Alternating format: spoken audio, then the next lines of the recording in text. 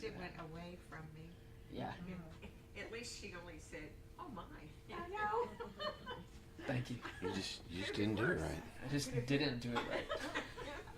Here, let me make sure we know that it's Jesus Chicken that we're participating in this morning. Good morning, Amanda. That's fine. Hello. I refuse to use chainsaws because my dad worked for a landscaping company, and so he was kind of in charge of a bunch of crews and stuff. And there, at least once a year, you'd have to go to the hospital to like go and check on a guy who the blade from the chainsaw came out. And if you're not wearing, I mean, I imagine there's special chainsaw pants that you wear. But man, if you got Like a a suit of blade- armor or something? No, yeah, if you're like. They're not totally cut resistant. Yeah. No. We've been to the hospital once or twice. So I just have these like pictures that he showed me way back in the day, and Andy Brazel was like, "Hey man, I brought a couple." I was like, "That's fine. Yeah. I'll use an axe." So I think a 17-year-old boy or something doing that. Yeah, because the axe is so much safer than I the feel like chainsaw. that's a lot more in my control than like 300 RPM blades whirring through the air. I think the exact opposite, man. You know, like they think they're having a duel or something. Yeah. You've got these kids with chainsaws. Yeah, we're talking about teenagers. Yeah, no thank you. Yeah. Exactly. How funny. That's why you're not a youth minister. So yes, they took that away from me. He said, the chainsaw war was not okay. Yeah, that was the Yeah, we know. See, under the cover stuff that you guys didn't know. All right, let's jump into Mark chapter 3. Phyllis has already asked about it. I don't know how this is going to sound online. Starting on Saturday, I started having drainage issues, which wasn't too bad on Sunday. I mean, Sunday morning. I sang tenor and I preached. So by the time Sunday night rolled around, it was already starting to get a little scratchy. And I don't know. I think that pushed it over the edge, though. Yeah, and it's. I don't think it's a cold or anything. I think it's just, I just got some. This happens to me at camp Crud. sometimes. This Crud. happens. Yeah. Crud. Whichever, whatever word you choose to use, I think I've got it. So, because I don't have any other symptoms, and I don't even feel the drainage. I kind of there's maybe some Is it pressure just or your something. voice? Yeah. Is it just? Yeah. So I wake up in the morning, my throat's like raw because it's had drainage all night, but now it's not sore at all. I don't know. Anyway, so as the narrator if I could tonight, sing that on would be if great. I could sing on the praise team right now, I'd be singing bass Yeah. like Mark Holderbaum. But Yeah. unfortunately, that's not my role. Okay, so we're in Mark chapter 3. We're talking about Jesus. He was in this house. His either his family or at least people that were close to him, people that knew him, were thinking that he was crazy and they wanted to come take charge of him.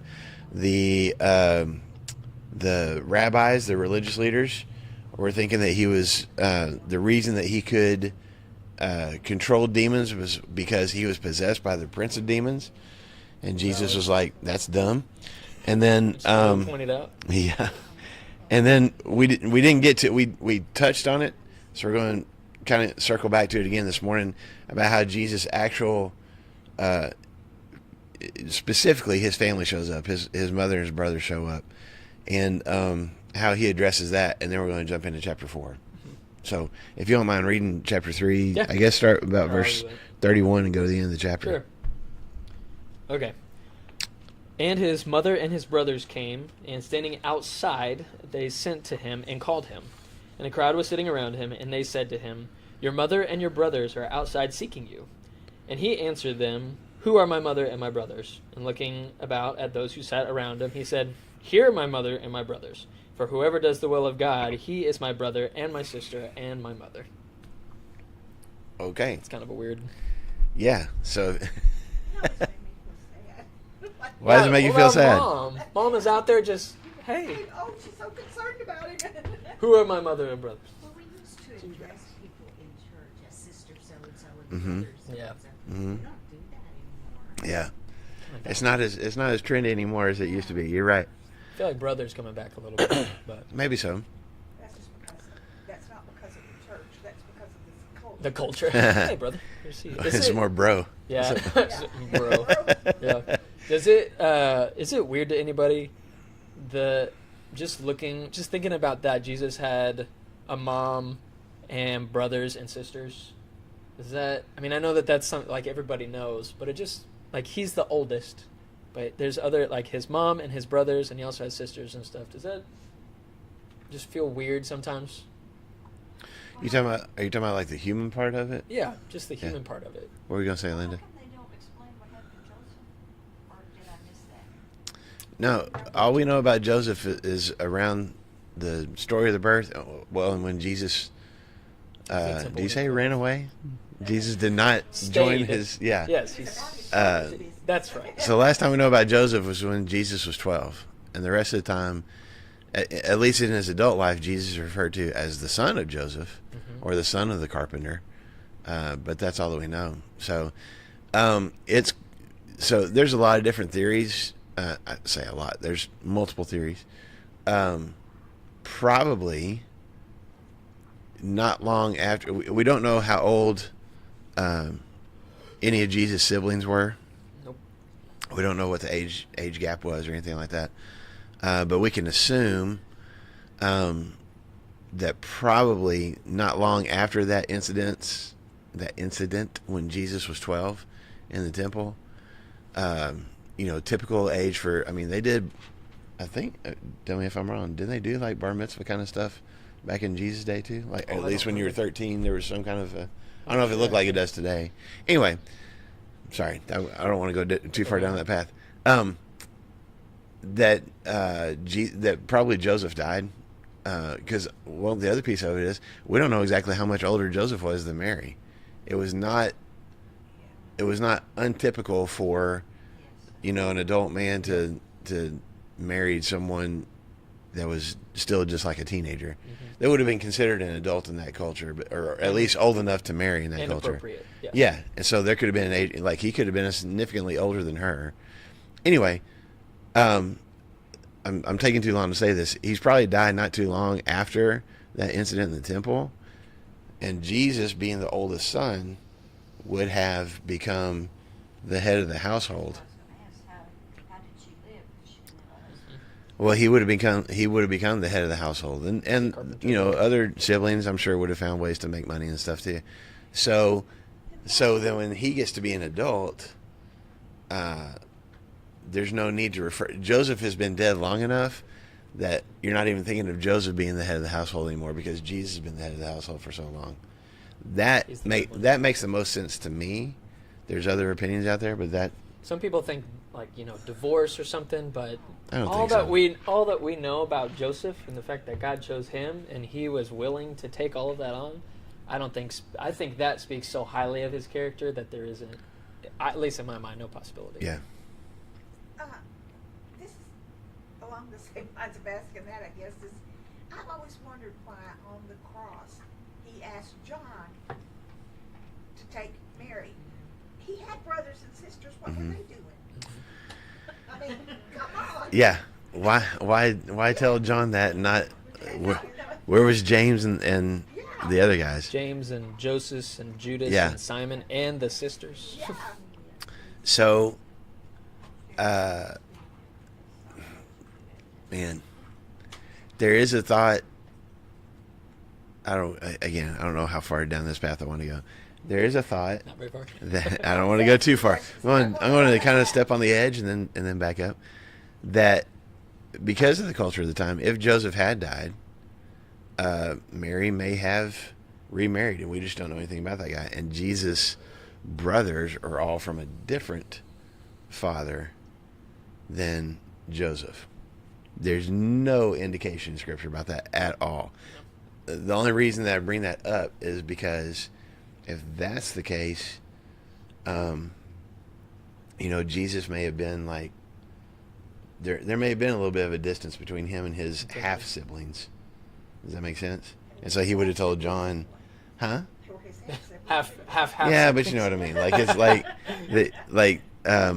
so he had always taken responsibility for Mary, even when he was going around preaching stuff, and now he's bestowing that responsibility on somebody else. I don't know. It's a good question. We don't know for sure. I don't know. I don't have a good answer. There weren't other books written about Jesus. I mean, that would tell about, like, a biography Yes. No, Actually, back in that time, and they actually said what happened to Joseph and, for us curious people. there's probably I personally haven't read like Gospel of Thomas or the Gospel of Peter or anything like that. There's other books of the Bible, or supposed books of the Bible that aren't in here, Not in our that text. that may have more of that kind of information. I don't know because I never read any of them. A lot of those books that do have those accounts, like I know in the Gospel of Thomas, there's a time whenever Jesus is a little kid, and somebody else falls off the roof, and Jesus is like, "Bzz," and raises Heals him, him yeah. from the dead. There's another story in that gospel where Jesus is making clay pigeons, Clay not the pigeons, ones that that's you what I love, not the yeah. ones that you shoot, but act like clay pigeons, and the pigeons fly away. But the reason that those things aren't included in our scriptures is because whenever Jesus arrives on the scene, especially in 2 chapters later, whenever we see him preaching to his home, like his family in Nazareth, the people are like, "Who is this guy? Like, Yeah, this is the carpenter?" They're so surprised. at any Because- kind of supernatural power or authority. Yeah, or they wouldn't be anything like, that. "Oh yeah, that's the guy that was like making pigeons and healed that That's one the guy. Like, Yeah, remember when he was a kid and he healed somebody? Yeah, no, they it's were not like- even. he has no training, and he's just a carpenter's son. So like none of those things have really, at least in the early church fathers, Yeah. no weight of being true or reliable. Plus, It's some of like- those other like Gospel of Thomas and stuff like that, you don't see any indication that those things are written before like the 200s. So, Which is a lot not, farther not that we have any original copies of anything, even the Gospel of Mark. I think the early, or John or any of these is in the 100s. Like, Yeah. it's not even first century stuff, but these made it in and were canonized because we had so many copies of like earlier stuff. So what are those in the Catholic? Because the Catholic Bibles don't have Most of the Catholic, most of the, Catholic. most of the, if I can call it extra books, in the Catholic Bible are not New Testament books. They're the ones between the Old and the New Testament. Mm-hmm. Yep. Good question. So the family. Yeah. But there is definitely is human quality. I think that's what Yeah. you were getting at. Like you kind of forget sometimes. Just kind of isolate them. Yeah. A little bit. And there's such a gap. I'm with you, Linda. I wish there was more details, even just in the growing up years of Jesus. Like we get 12 years old and we get 30 years old. There's 18 years of mystery there that I would have liked to known, a little bit more about. Yeah, We biographies used to don't do love that. As much as we'd known about his teenage years. Yeah. Yeah. I'm sure it was The good. pimply, Yeah. pimply His Jesus. Teenage years are tough. Hear about I know. those. I would love to know how all that worked. We just don't get that indication. But I'm kind of with. I don't know if that it hurts my feelings, but it's just kind of an odd thing. Like I try to put myself in Jesus's family's shoes. When they come to the house. There's so many people they can't get inside, and so they're just kind of like, "Hey, pass the word. That's our son Jesus in there, and we want to talk to him. I'm his mother. We're his brothers. Like we want to talk to him." And word comes back that, "Hey, your son said, 'Who are my mother and brothers?'" I'm like, "What?" It's almost it is almost kind of hurtful. And like, I wonder if there is that tension of, I know that for a lot of young adults, I mean, it was the same for me. I'm not sure, of like, mom and dad checking back on you and making sure that you're okay, or like, hey, you applied for your tags, right? Like, you registered your car, like Yeah. all those things. Yeah. And so there's probably this little tension. Obviously, I mean, they're trying to like get a hold of him, and Jesus makes a pretty definitive statement about, hey, it's just who are my mother and brothers? And they're like, I don't know, your mom and brothers. Like, We- what are you we trying- just what are you said they're trying- right outside. They're outside talking to you. I think But she said then- her name was Mary. Yeah. Yeah, we Yeah. know them. You know them too, right? And Yeah. then he motions to all the people that are sitting in the room, and he says, "Well, these are my mother and my brothers. Whoever does the will of God, he is my mother, or he is my brother, sister, and mother." Does that mean Mary wasn't doing the will of God? I don't think he's talking as much about her. That's a good question. Was Mary not doing the will of God? I think Jesus is trying to make a connection here.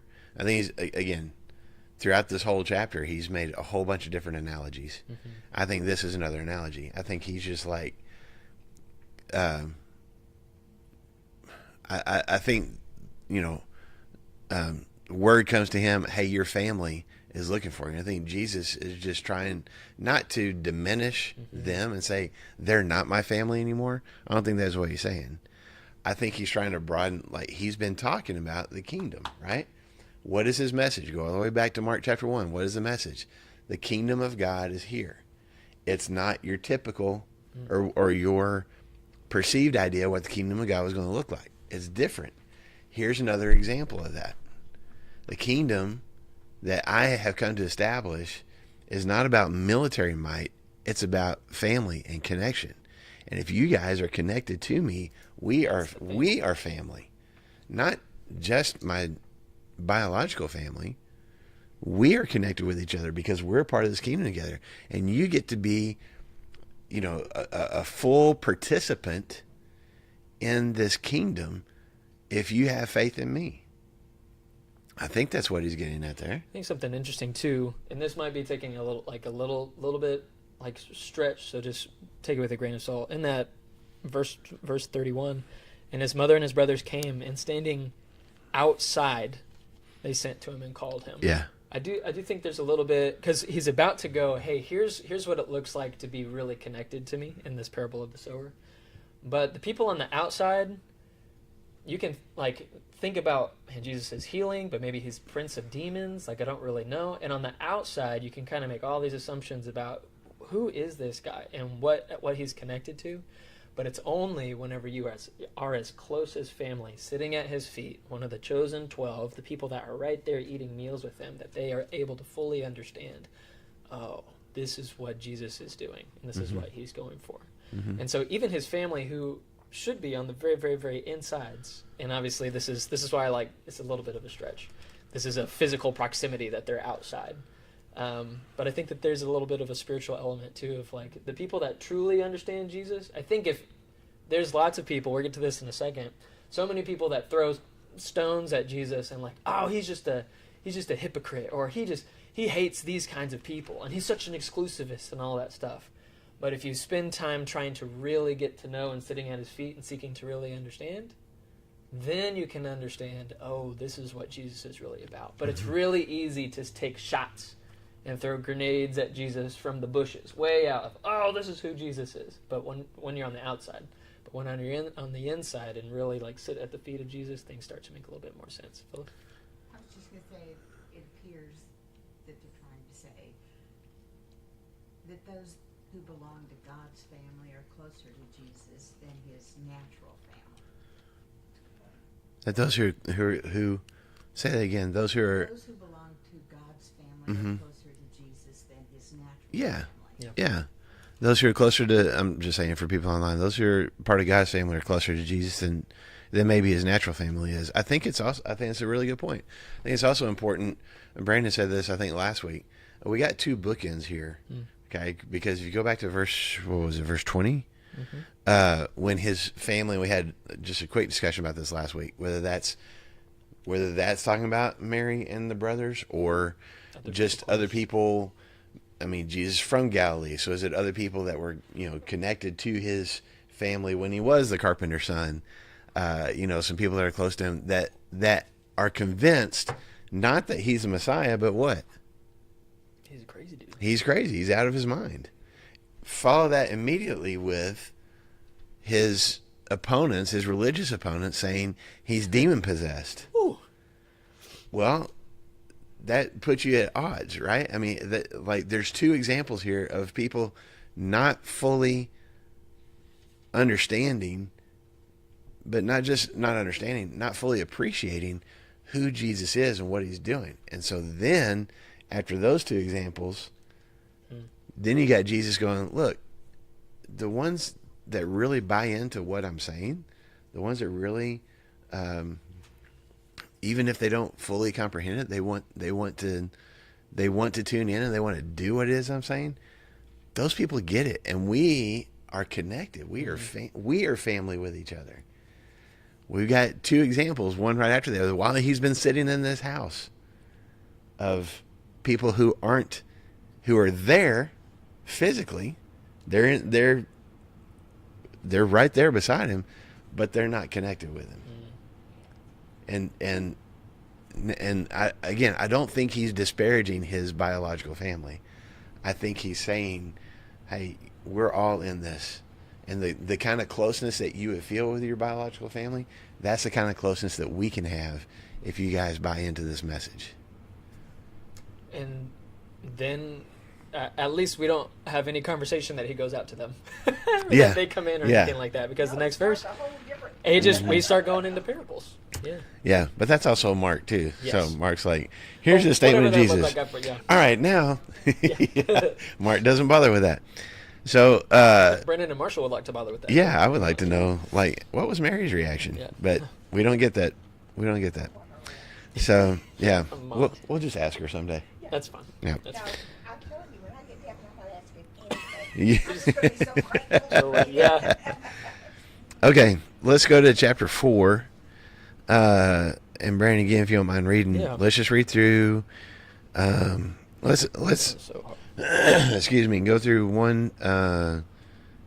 just 1 through 9. Let's just go 1 through 9 Yeah. for now. Chapter 4 begins parables, which we have not seen yet in Mark. Yeah, he's made these analogies, but he hasn't had these long stories. Yeah. So, chapter 4, verse 1. Again he began to teach beside the sea, and a very large crowd gathered about him, so that he got into a boat and sat in it on the sea, and the whole crowd was beside the sea on the land. And he was teaching them many things in parables in his teachings, and he said to them, Listen, behold, a sower went out to sow, and as he sowed, some seed fell on the path, and the birds came and devoured it. Other seed fell on rocky ground, where it did not have much soil, and immediately it sprang up, since it had no depth of soil. And when the sun rose, it was scorched, and since it had no root, it was withered away. Other seed fell among the thorns, and the thorns grew up and choked it, and it yielded no grain. And other seeds fell into good soil, and produced grain, growing up and increasing, and yielding 30-fold, 60-fold, and 100-fold. And he said, He who has ears to hear, let him hear. Okay, so what do we normally call this story? The parable of the sower, right? Okay, and I don't know how many of y'all, have farming experience or at least gardening experience. Not just where you grow flowers and stuff, where you got the rows and you got to go and till everything up and plant the seeds and all that kind of stuff. My family never had a garden. Did your family ever have a garden growing up? Not with like vegetables and stuff. We just had Well, what? like flowers. Okay. Garden. Okay. That's it. Yes. Okay. That's still So a garden. We didn't have vegetable garden. vegetables. Anybody have vegetables? And okay. All right. We have So no we never did, vegetable. but my grandma did. My grandparents, and it was huge. It was just this huge garden.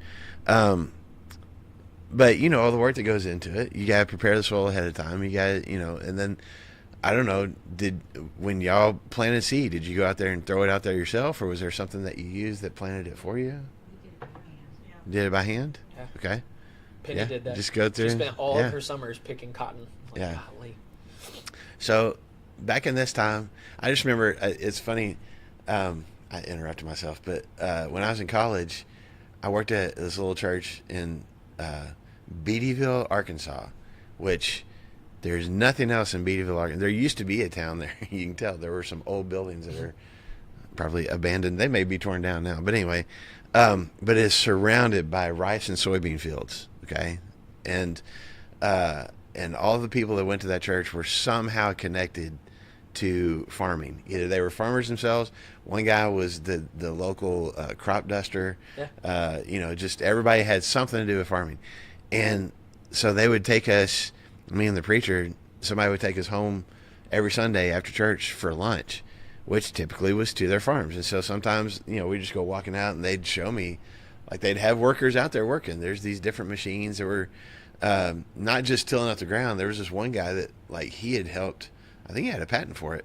Whatever he was planting, it was a machine that, like, the workers sat on this long thing being pulled behind the tractor. They sat there, and they're taking these, seedlings or whatever and putting them in this thing, and it's planting them in the ground. But anyway, it's just this whole process. It's fascinating. That's not what's happening here, okay? What? This guy probably has, like, some kind of a sack or pouch slung around his shoulder bag full of seed, and he's just walking around and just throwing. And I don't know, like, what the expectation was. I mean, but it wasn't untypical. But you kind of throw it out there and see what happens. So he's not like bending down and putting little plants in and covering that up, with dirt or anything. He's just throwing it, and like, I hope something grows. Sounds like Sherry. Yeah, let's see what happens. Sure, that's you. But as Jesus is telling this story, to this crowd, it wouldn't be. Everybody, I think, would know what he's talking about. He might have even been like looking across and like, oh, farmer out there sowing seed, and then just start telling the story. Like, it wouldn't be.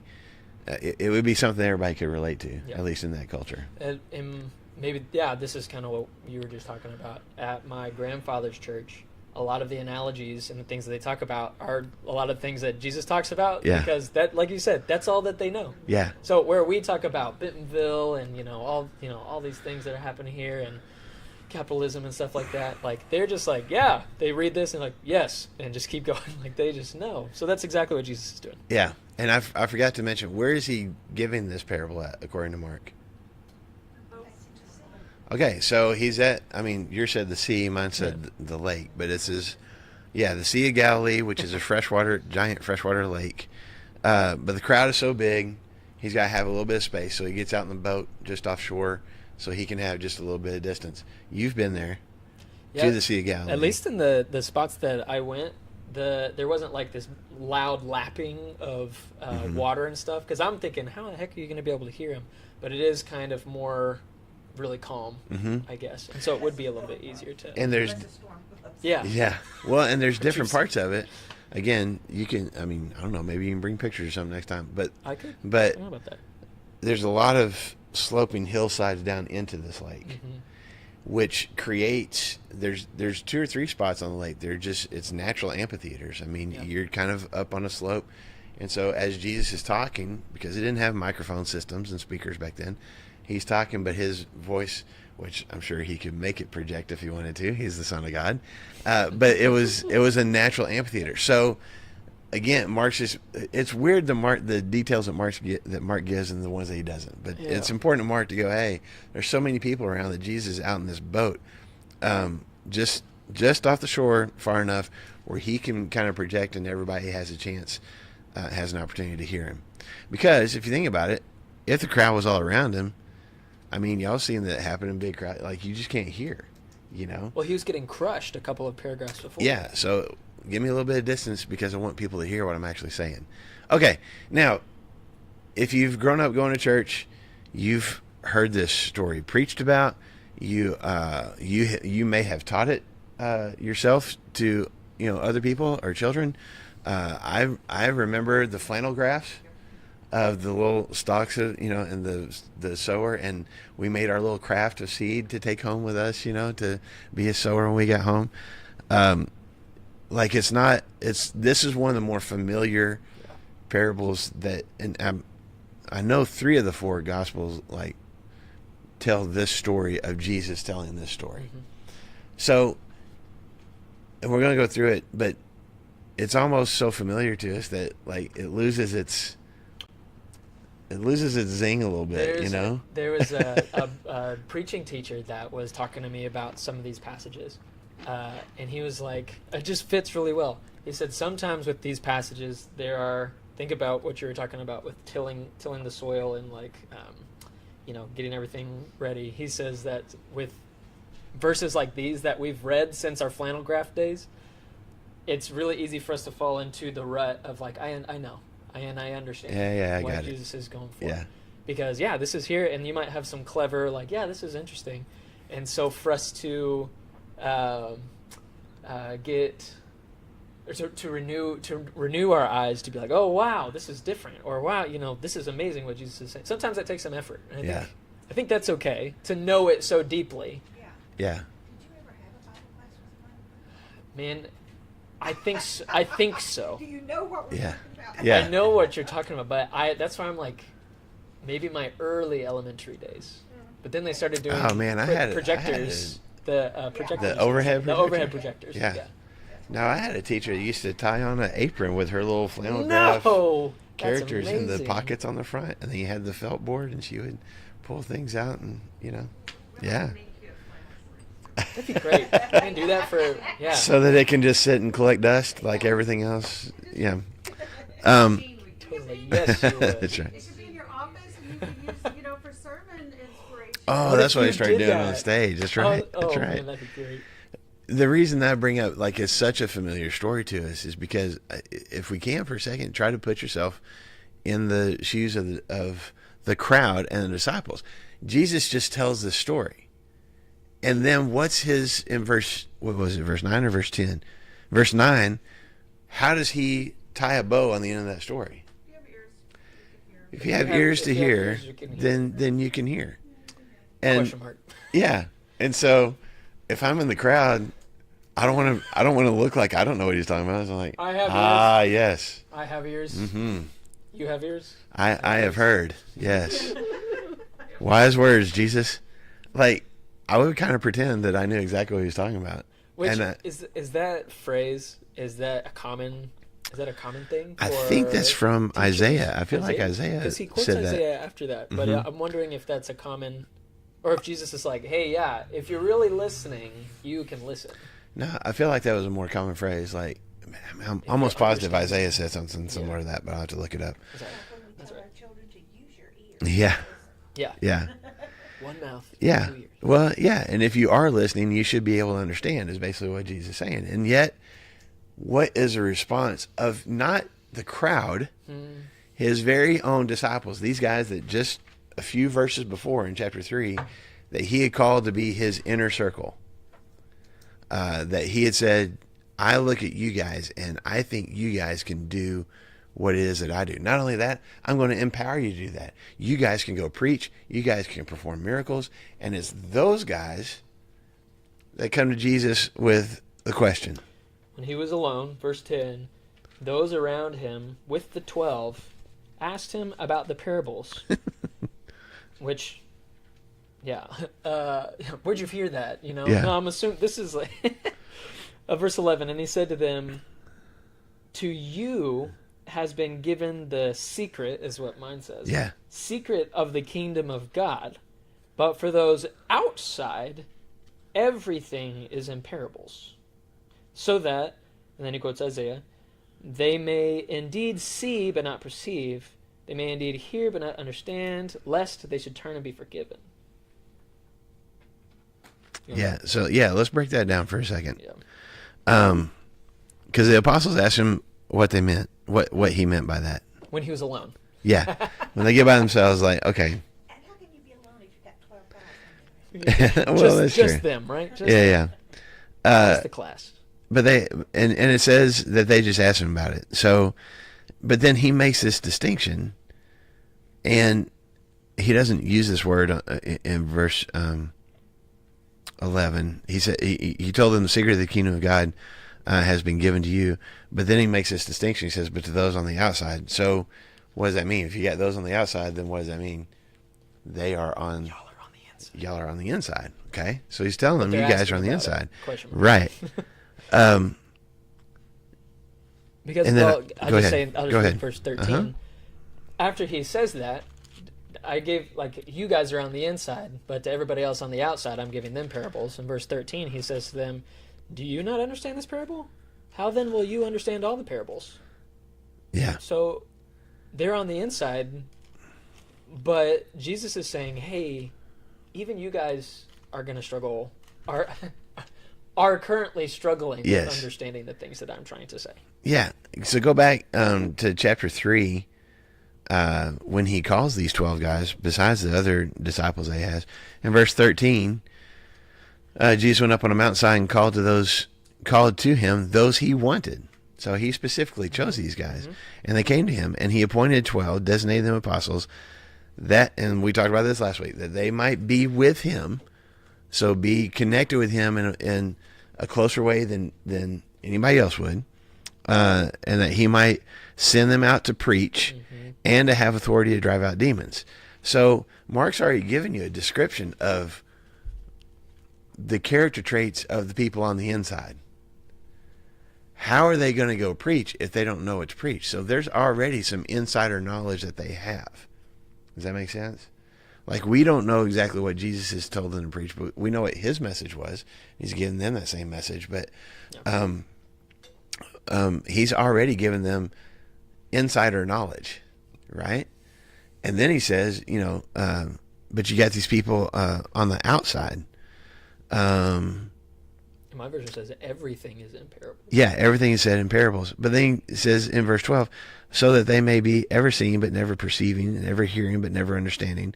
Otherwise, they might turn and be forgiven. Now, that is a quote from Isaiah. Isaiah chapter 6. Mm-hmm. But so let me Bible nerd on you guys for a minute here, because he says that they may be ever seeing but never perceiving. So the seeing there is a Greek word that means to look at or to observe. Like I am looking at something, I am observing it, I am watching it. But then perceiving takes it a step further, and it's I can understand what it is that I'm seeing. That's what that Greek word means. Okay, so it's not just there are light rays reflecting off of this and hitting my cornea, and however the eye works, however vision works. Yes. I'm not just having a vision thing. Not only am I seeing it, I understand it. I understand how that thing is working. I understand how that is moving or whatever. Okay, so I can see it, but I don't fully understand it. And then he says they can hear, which that Greek word, excuse me, is just about, it's the Greek word akuo, where we get the word acoustic from. It's literally, I'm hearing the sound waves. But understand is a combination of two Greek words of with and then put or send. So I put this thing together. Oh. So I hear something and I put together what it is that I'm hearing. Now, he's quoting that again from Isaiah chapter 6, okay? And it sounds like, if you read that, it sounds like he's saying almost that he wants it to happen, so that they may be ever seeing but never perceiving, ever hearing but never understanding, otherwise they might turn and be forgiven. And I don't think that Jesus is wanting people to not understand and turn and be forgiven, okay? I think what he's saying is, here's what's going to happen. They're going to hear it. They're not going to understand it. They're going to see it, but not fully comprehend it. And that's going to keep them from turning and forgiving. It's not because I don't want them to. They're choosing not to. But the reason that they're choosing not to is not because they don't have the ability. They're just choosing, they are choosing not to understand. They're choosing not to perceive. Does that make sense? I'm hearing the message, but I don't want to process that, and I don't want to internalize it. I don't want to think on it and maybe do something different with my life because of it. I don't want any of that. They hear and they see, but they have a calloused heart. Yeah. They don't want to accept that. They've calloused themselves. Yeah. It's a hard heart, and I don't want it. Which is what he's going to describe in this parable here in a second. Well, Go ahead. that's what I love about Mark 2 is that this totally makes sense, because from chapter 2 on, we see people that see what Jesus is doing. Wow, Jesus healed the guy with the withered hand. But Jesus has a But he demon. did it on a Sabbath. He's evil. Let's kill him. Yeah, so I'm seeing it, but I am not putting the pieces together. Yes. And then you've got his family, or people that are from his hometown. They're seeing or they're hearing, but because they're on the outside, because he's talking to his disciples, to you, these 12, the people that are close. You guys can understand because you guys are here with me. But they're humans too. Yeah. And so he's giving them all of this stuff. But if we're close enough, we have the opportunity, even though we may not be able to actually do it. But wouldn't it been helpful if after he said that about the sowing the seeds, then he explained it like he explained it to the disciples? Yeah. I mean, why didn't he explain it to the people, what he meant? Well, it's a good question. Why did he explain it to his apostles and not to the people? So, couple answers. One is, according to him, he's got to make things about parables, because if he just said, I'm going to preach this message and here's how it's going to affect different people's hearts, they're going to be like, what? they're not going to perceive that either. So let me give you a story and let you chew on it a little bit in ways that you can potentially understand. About it, and then some of I think that's the goal. Yeah, I think so. But the other piece of it is, just saying before I forget this train of thought, Jesus is not the only rabbi that used parables. This is a common form of teaching. That's what I was going to ask. Yeah, Yes. all the other rabbis, for generations were using parables. So Jesus is using a form of teaching that they would be familiar with. Yes, ma'am, Paulette, what were you going to say? We don't know if the disciples shared what Jesus told them. Yeah, yeah. They may have gone out and gone, okay, just for those of y'all who are confused, we found out. Oh, Yeah. they went out and told you. I mean, they went could out have. Yeah, All they did maybe was so. that. Maybe so. Because they go out and preach after that. Yeah. Well, Somebody came up and asked him. and Yeah. they Yeah. said, That could have "No, been. this is what he meant." Yeah. Yeah. Yeah. because think if Jesus is asking them to go out and preach, and he's like, "Hey, this is," and he preaches that first half, and like, "Whoa!" So like, who is the sower? And be like, Yeah. think about that. Yeah. You need to chew on that. You need to think about You that. need and to you're think. Like, oh man, I had no idea. I have no idea who the sower is. The other piece of it, though, is again, Jesus is kind of making a statement here, as you just pointed out, not just in this moment, but throughout his ministry at this point. Are you on the inside or are you on the outside? He used the analogy we talked about in chapter 3 with the wineskins and the cloth. Are you willing to be stretched or are you not willing to be stretched? It's really on you. How are you going to react to the message that you're receiving? Which is really the whole point of the story, as he's going to explain to his disciples. But he uses this quote from Isaiah, which they would have been familiar with, and known that hundreds of years ago, when God gave Isaiah a message to go preach, he told Isaiah, they're going to see you, they're going to hear you, they're not going to get what it is you want to do. And if they would, they might make a change and I would forgive them, but they're not going to. And I think the thing that Jesus is getting at here, that you honestly see on display through the rest of his ministry, that it seems like, and this can happen to us too, the more that you present somebody with the truth sometimes, the more hard-hearted they become against it. You know? And Especially if it's the truth they don't want to hear. right. And then if they keep butting up against it, they're going to dig their heels in the sand even more, which is what has already happened with some of these religious leaders. I think that's what Jesus is getting at here with this quote. Otherwise, they might, he's not wanting them to not perceive and not understand. He's just recognizing there's already people who are choosing not only to not believe, but to oppose me as they see the power and the forgiveness on display. What's going to happen the more they see it on display? They're not going to buy into it. They're going to continue to be more frustrated by it.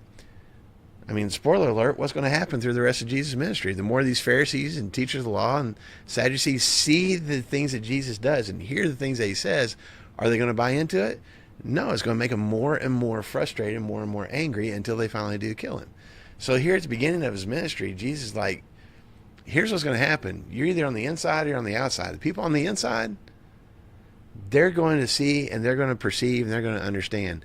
The people on the outside, they're not going to. He's not talking about potential believers. He's talking about people who are opposed to his message. And he's saying they're going to continue to be opposed to it. And you got to decide which camp you want to be in. I've allowed you guys on the inside. I chose you. And you guys are, I mean, like you just said, you're part of the family. You are in an inner circle that some of these other people aren't. But then he does kind of chastise them a little bit. Like he said, like, how do you not get this?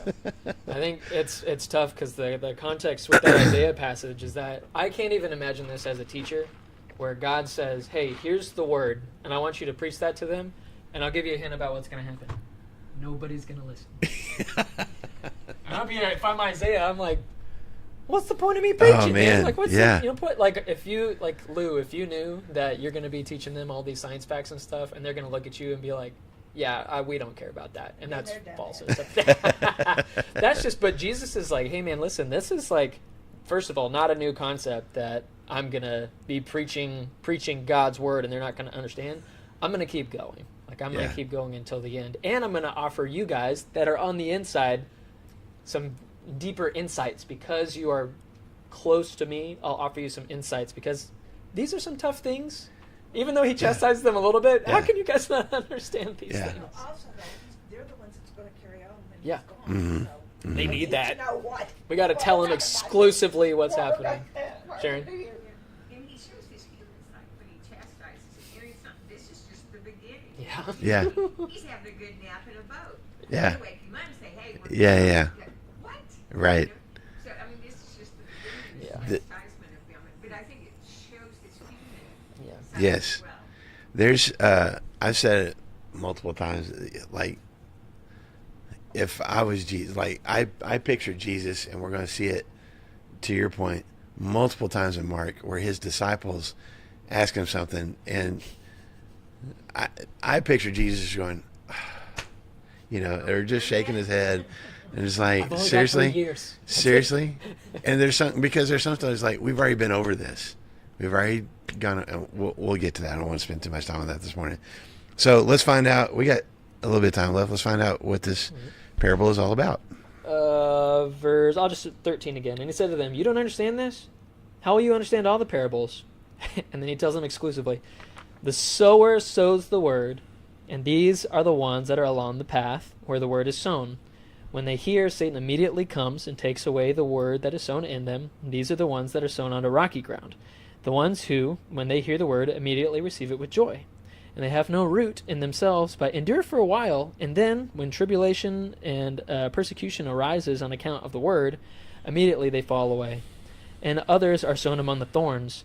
They are those who hear the word, but the cares of the world and the deceitfulness of riches and the desire for other things enter and choke the word, and it proves unfruitful. But those that were sown on good soil are the ones that hear the word and accept it, and they bear fruit, 30-fold, 60, even 100-fold. Okay, so just real quick, what does the word? What does the seed represent? The word, the message. Yep. The kingdom is here, and I'm, the Messiah, and all those different things. We're throwing that message out there, okay? And then all the different soils are what? The People, but specifically their hearts. Like, am I going to allow this message into my heart or not? Mm-hmm. Okay, so first batch of seed lands where? path. On the pathway. What happens to it? Yep. Birds come and eat it. Okay, never even gets past the topsoil. Sprout at all. Yeah, birds come and eat and take it away. And Jesus says that is the same thing as what? Satan coming, taking it away. Okay, the message comes in, and Satan immediately keeps it from even sinking in. Okay, the second batch of soil is what? Rocky soil, and not necessarily like gravel. Nothing would grow there, but just Yes. Bella Vista soil. I mean, yeah, you got this little layer of maybe topsoil and dirt on top of. And then rocks. Yeah, just rocks. Lots of rocks. Yeah. Heck no. Heck no. So, what happens to that seed? Immediately sprang up. Okay, so there's plants. Woohoo! Plants. Then what happens? Shrivels up and dies when the sun comes out. It doesn't have roots. Okay? And Jesus says what about that? They'll endure for a bit. He says a lot about this. Yeah. Verse 16, they hear the word and at once receive it with joy. I'm excited. Woohoo! This is awesome. Then, after some time, after some struggles, when the sun comes out, it shrivels up and dies. Why? What does he say? Why? It had no root. Okay? It was shallow. What does that look like as far as people hearing the message of Jesus? It's like a new Christian in the family of God and help raise them up and offer training and just support them. Mhm. They sit there on the back seat. I mean, they start out on the front seat, woohoo, we're happy, but the family's not there to support them, and we don't build them up, and then they edge back to the back seat. And out Yeah. the door. Yeah. Somebody that maybe converts or maybe chooses Christianity and then has no support system with them. Okay. I found that a lot to be true in youth ministry. Mm-hmm. I mean, both the path was really easy of like, oh, that's interesting. Yeah, no. But then, the rocks of like, oh, yeah, not to discount and discredit, like youth rallies and stuff like that. But I'm excited. Oh, man, like my life can be so much better. But I love what you said. The church family hasn't surrounded them enough to be like, okay, that's on rocks. Let's put some soil, uproot you really quick, soil so that we can grow a little bit. Because it's like, oh, wait, there's lots of people that feel if I follow Jesus, now my life's going to be perfect, not going to have any problems. And so, which is not scriptural, but you don't know. Like, oh, I gave my life to Jesus. I thought my rent was going to be paid for next month. Like, no. And so whenever trials come and the sun scorches you and you feel just a little bit of heat, this isn't for me. Yeah. It's those spiritual high moments. It's for kids, it's youth rallies, it's church camp, but adults experience it too, man. Sure. You go to a conference or you just had that one really good sermon on a Sunday, like, oh my goodness, my life has changed from now on, until you go to work on Monday. Yep. And then we're right back to old habits because there's no root. We're not spending time in the Word. Mm. We're not spending time with Jesus. We're not deepening our faith at all. We just want those really emotional, spiritual highs. Ooh, And could that be? I'll just go ahead. Could that be? I hear the word on Sunday morning, and then I'm not watered, I'm not fertilized or anything like that until Sunday morning. Yeah. And I feel like that's a lot of us, man. If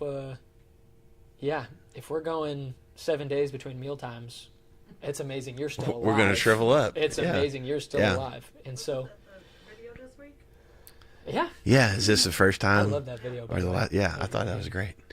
Good choice. Thank you. So there's an example of this. Read your Bible, pray every day, you'll Grow. Grow. Never heard that one. That's a good one. Okay. But then there's another one. Sing it all the time. What's the opposite one? Forget Your your Bible. Bible, forget to pray, you'll shrink. Shrink. I You sing get- it every week. and I'm grow, sure she did. grow, I never grow, heard it before. And you shrink. Yeah, funny. Sing it.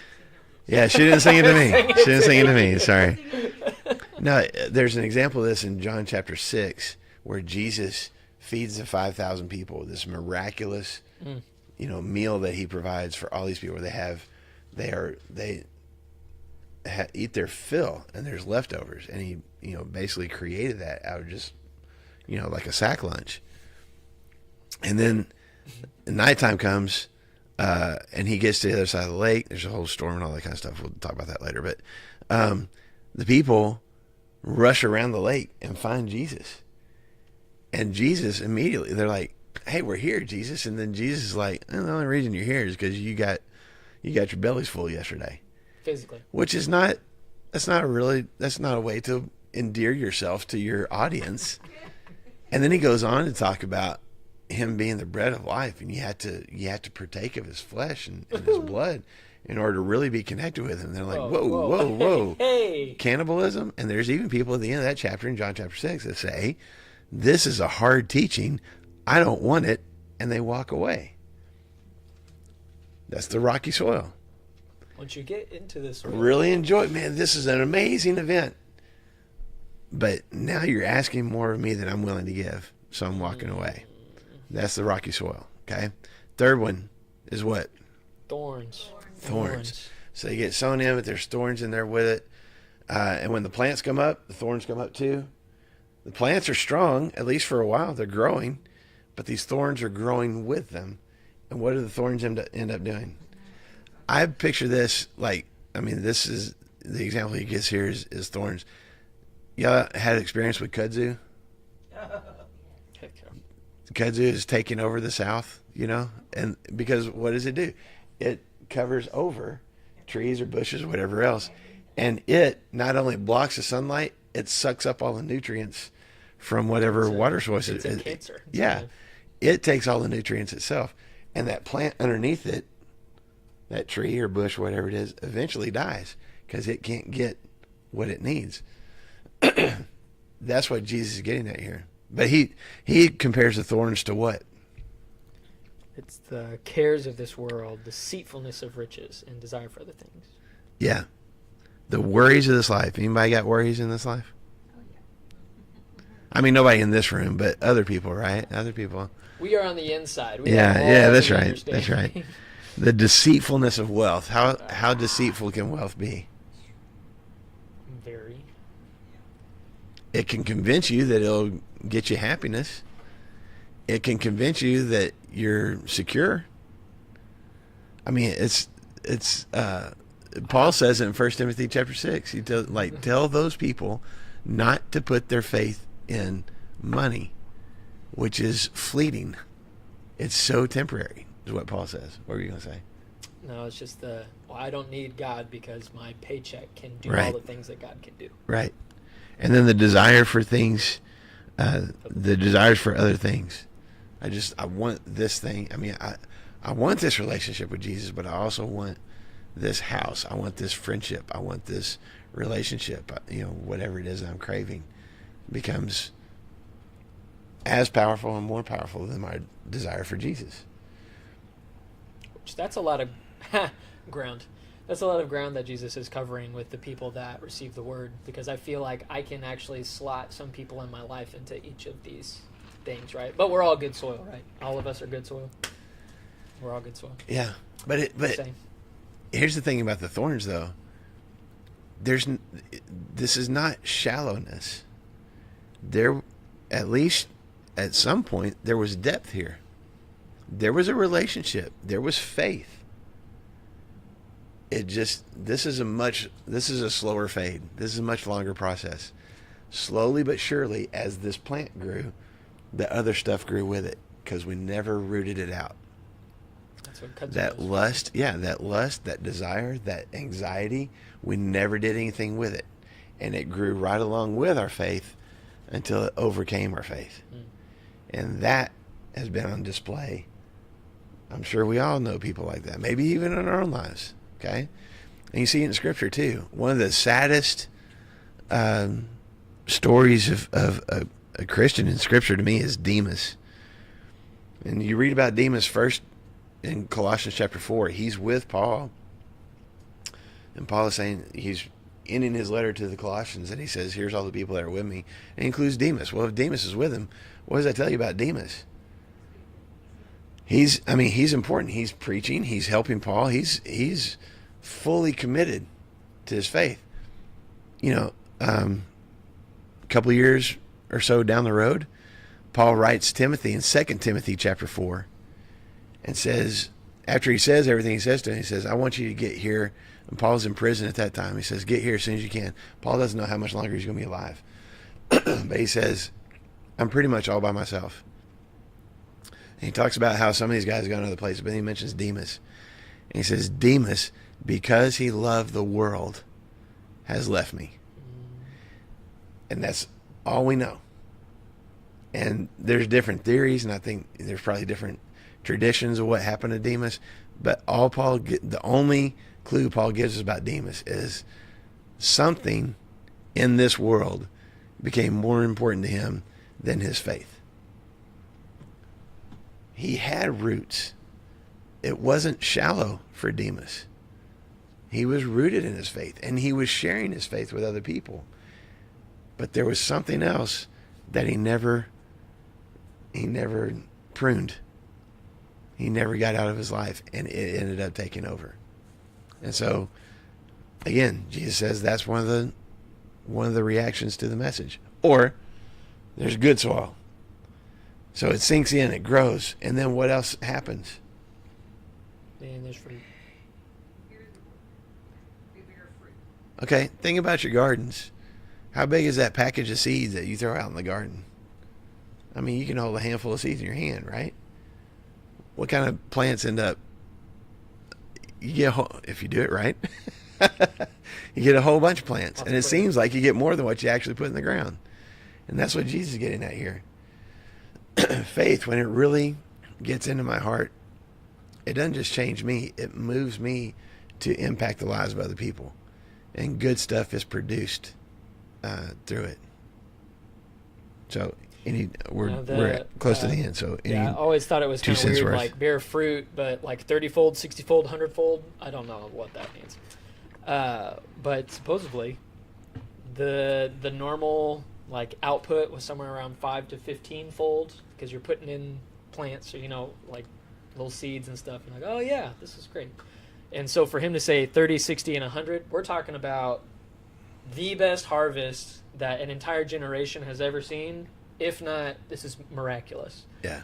And so, at least to me, I think that's really interesting, because I think, man, each of us want to make a difference in our own spheres of influence, the people in our lives, and we can make an influence. But the amount of influence that we have whenever we've got the Holy Spirit inside of us and the Word indwelling us, and we have access to that, and we're giving that out to other people, we make a very godly amount of impact that we can't even perceive. So whenever we try and do things by ourselves, we get little bitty results and stuff like that, even good ones.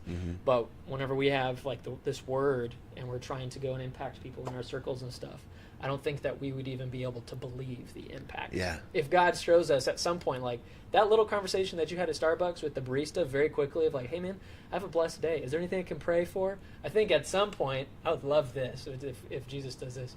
He plays that back and says, hey man, that was like a really big deal to that barista. And like these little bits of you these little seeds. These little seeds that you were sowing of the word that was sown inside of you, like this is, I don't think that we would be able to comprehend how much. But it takes us being good soil and saying, okay, I'm not going to let these other things I'm going to be good soil. Yeah. And allow that word to be deeply rooted inside of me so that it bears fruit for other people to partake in. So his question, or I guess his statement in verse 9 was what? Verse 9. He who has When was ears. that? Yeah. He who has ears to hear, let him hear. So there's a question there. Are you listening? And an even deeper question, which soil are you? Which soil am I? Kind of like with the wineskins and the fabric. Am I a new wineskin or an old wineskin? Am I a new fabric or am I old? Am I willing to be stretched? Am I not? He tells this story and leaves it with a question you have to answer for yourself. Which soil am I? Am I rocky soil or am I thorny soil? Am I pathway or am I good stuff? And I think if I was answering honestly, I've probably changed soils multiple times. Oh yeah, all of us. In my life, and probably will continue to do so. But striving to be good soil. It's an introspective question. Because it takes us being on the inside. Yeah. So okay, we're out of time. So we will pick up. He's not done with parables. He has somewhat of another confusing one. Look forward to that next week. We're going to be confused more by Jesus. He has another parable to share with these guys. This is the only time he does these sections of parables, and then some like a parable in chapter 12, and that's it for parables. At least for Mark, yeah. At least for Mark, yeah. Yeah. Yep. Okay. It's not a different story. It's the same story. Just told. He's kind of, yeah, you're right. Thank you, Jesus. You're right. Here's a couple of different ways to understand the same thing, Yeah. which I appreciate. Thank y'all. Have a good rest of your week. Oh, you feel better? Get over I don't whatever feel you- bad.